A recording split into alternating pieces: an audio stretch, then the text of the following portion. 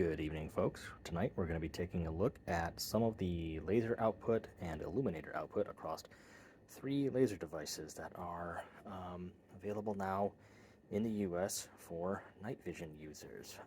Going kind of down the line here, we have a Zenitco 2IKS+Klesh. This is a IR laser, which is basically a pursed, I think it's a pursed 3 laser with this large IR illuminator on the side.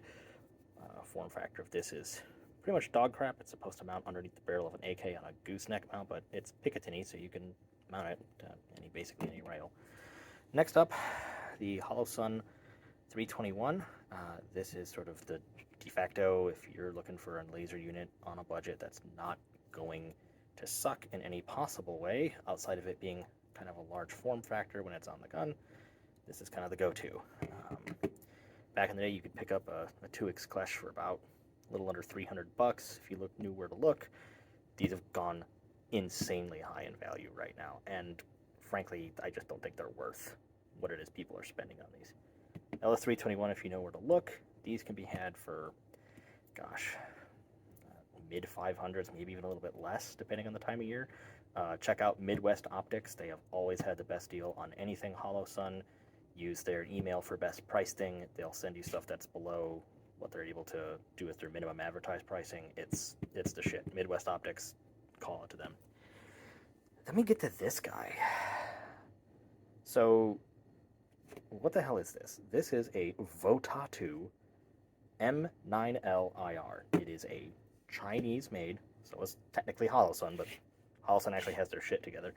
We don't know about this guy yet. So this is a relative newcomer. This is an Amazon laser. This is a $60 with Prime. So, thing is, this is mounted via Mlok. This will mount directly to any Mlok side rail, which means you can get it very close to the bore. That's really interesting. Combination of illuminator and laser, not too dissimilar from kind of the setup for like a TLR VIR. It's got this weird finger groove thing if you want to have it mounted on the underside of the handguard for ergonomic reasons. But that's horseshit because then you can't reach the buttons. So you kind of want this mounted basically at the, I don't know, 10 or 11 o'clock on a rail if you're right-handed. It has a separate button for the illuminator, a separate button for the laser. And this is kind of the focus tonight of this video, is to say, how does this compare to this and this under nods? I've played around with this a little bit. It's interesting. The things I am very concerned about, it's got a very simple sort of set screw setup for adjusting your windage and elevation on the laser. The illuminator obviously has no adjustment to it. It is a rechargeable internal battery, so once this battery bites the dust, you gotta pitch the whole thing. That being said, for $70, where does this have applications? Now, I'm not going to be out shooting with this at night. I'm just going to be pointing this out in my relatively suburban home base area out in the backyard, pointing it at some trees and whatnot, so we can kind of get just a comparison of what does the IR illuminator look like between all three of these units. Now, the LS321 already wins in the illuminator department because it's adjustable. The 2IKS+Klesh and this have non-adjustable illuminators, and the laser power is adjustable within a couple, basically high-low on this. It's got some adjustments on the 2IKS+Klesh, if I remember correctly. We'll play around with that here in a minute. I honestly haven't used this in for fucking ever, so I don't really remember. This guy just has two. It's on, it's off, and then ridiculously there's a strobe. Now, there are indicator lights on this that let you know whether or not your light or your laser is on. If you press and hold this button for 3 seconds, it will deactivate this. You can run this completely, quote-unquote, stealth. I'm excited to try this out, not because I think this is not a PEC, all right? This is not a D-ball. This is not anything that is really out there. It's certainly not a mall. Jesus Christ, don't even make that comparison. But it is something that has some potential for super budget users. I think this has a lot of potential for rimfire, low recoil stuff. I think this has a lot of potential for a few situations where you might want night vision, but you don't care if the illuminator and the laser can't reach out to like 600 yards. You know, you're not trying to spot something. You're not trying to do anything outside of, you know, basically home defense distance. Which, again, night vision for home defense, you do you. Don't think that's a good idea in court, but that's just me. But regardless, for $60, yeah, buy a couple of good units, and then if you need to put something on any rifle just to have it, that's where I think this lands. The question is, does it hold zero, and is it rugged enough? From a ruggedity standpoint, it's not waterproof. It is IPX4 rated, and they're very clear about that on their webpage. That's the first major gripe I have with this from a simple design standpoint. There's basically four big things. Number one is that. Number two is that it mounts to Mlok. Mlok isn't great for holding zero under bashing it and banging it around, and this is something that's used to guide where your bullets go in the dark. I want to be able to make sure this thing holds zero. And I think there's a simple way that they could do that with this design. You've already got a set screw here. Do what they did on like old school Mausers to like lock their magazines and whatnot. Just put a secondary locking screw that interfaces with this on either one of these. So that way you can undo the first screw, zero it, set the set screw back down. That is something that could be easily done. Second thing, get rid of this freaking finger groove. It's stupid. You could have had more room for battery or whatnot. And lastly, get rid of this ridiculous recharging battery. I don't like it because I have to throw away the whole freaking unit when I'm done. I don't feel like taking these screws off and exposing myself to whatever God knows is in this thing. Just CR123, guys. This is plenty big enough to stick two of those in there. The form factor of this is great. I'm really quite surprised that you haven't seen something where there's a laser integrated. This is basically the same kind of ergonomics as you get out of the, what are those things called? I'll have to cut this out of the video here. It's the same form factor as those, the Travis Haley lights. I can't remember what the fuck they're called, but they've got the thing on the back there. Very ergonomic. You know, you could have this laser stuff set up right next to your pressure switch on top of the rail. It's got some benefits to it. It's light, too. This thing weighs very, very little. Compared to the Holosun, it probably weighs less than half of that. And this actually weighs less than the Holosun as well. So this is very light. So anywho, I'm going to stop this video chunk here. We'll edit it in, and I will get you outside in the dark. Okay, folks, apologies in advance for the crappiness of this video. Trying to capture it through my cell phone. I don't have a better setup, and I don't really have a better thought of how to do it. So baseline is going to be the LS321 from Holosun. So this is going to be the IR light and illuminator. That's about as tight as the beam can get with the laser on low. That's just how that works. That's about as wide as I can get it. Again, you're not going to see a tremendous amount of difference because it's just not very dark out here yet. There's a crap ton of natural light. You barely need this out where I live. But you can adjust the beam as you see fit, and in much, much darker areas, that's an incredibly useful thing to have. So if I switch this go back one, this is the IR illuminator. I think it's just by itself. Kind of, again, same thing, can expand it, can contract it. It's got a lot of usefulness in that regard. Next up is the IR laser on its high setting. So, plenty bright. Good. Not like you can't see it, not like you can't use it. And then if I go all the way over to the other side, here's the laser on its low setting. Again, I don't know if you're able to see the difference in this video or not. When you're using it in complete pitch black places, it works a lot better. I might do a third video of this just up close and personal in the basement with the lights off. It's probably a good idea, actually. No comparison. And yeah, that's the Holosun. Alright, next we're going to compare the VotatuM9L-IR. This is the illuminator. It is bright, but god damn, that is all spill. If you look at where the edges of the thing are, ugh, it kind of washes things out in the wrong ways.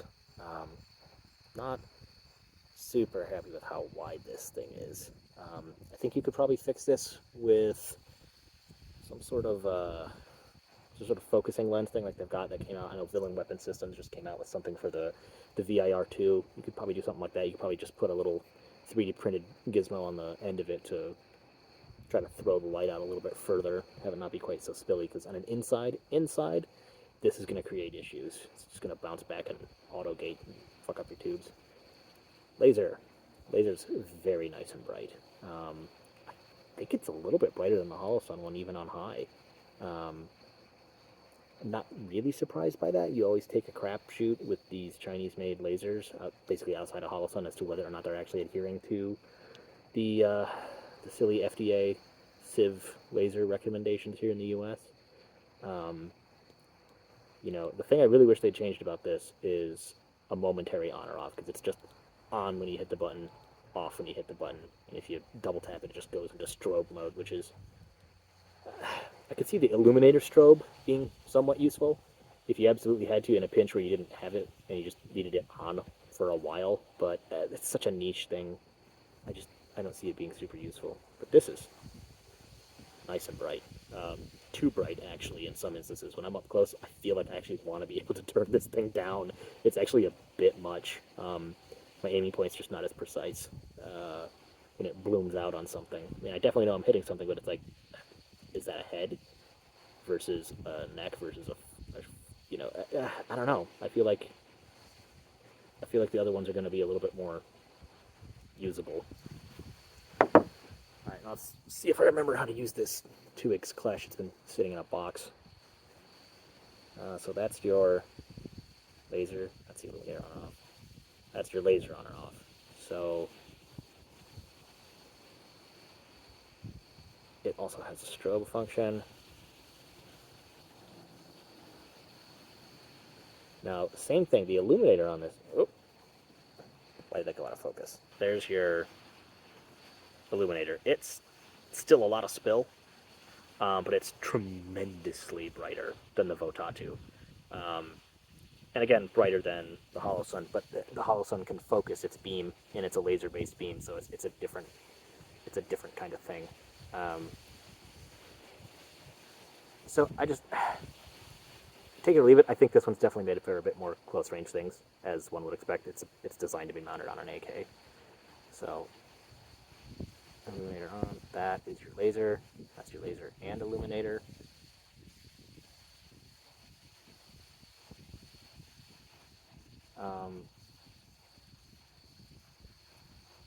Yeah.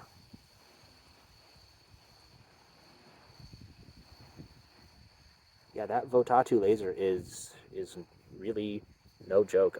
I actually think it's kind of too much at times here.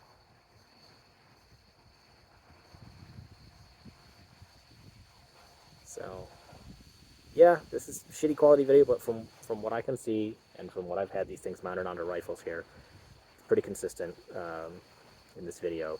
The Votatu's laser is actually pretty impressive, if it can hold zero. But again, I actually think it's too bright in instances. The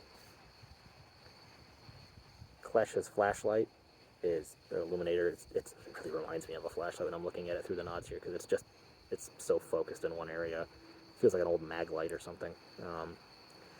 It's Russian. It's okay. Battery life on this thing fucking sucks. That's why I don't use it. It just chews through batteries. Doing what I'm doing out here tonight will probably use up a lot more than I want it to. But it's interesting. Form factor on this thing just sucks to have it on the rifle, and you pretty much are forced to use the shitty tape switch that comes with it. So, and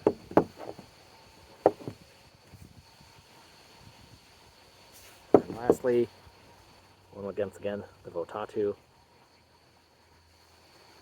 All spill, very little throw. There's your laser again, Votatu. And then going back to the LS321. If I can... Oh, I've got the cover on. Idiot. That's the Votatu laser on low. Not to be Jesus, Holosun laser on low. That's the laser on high.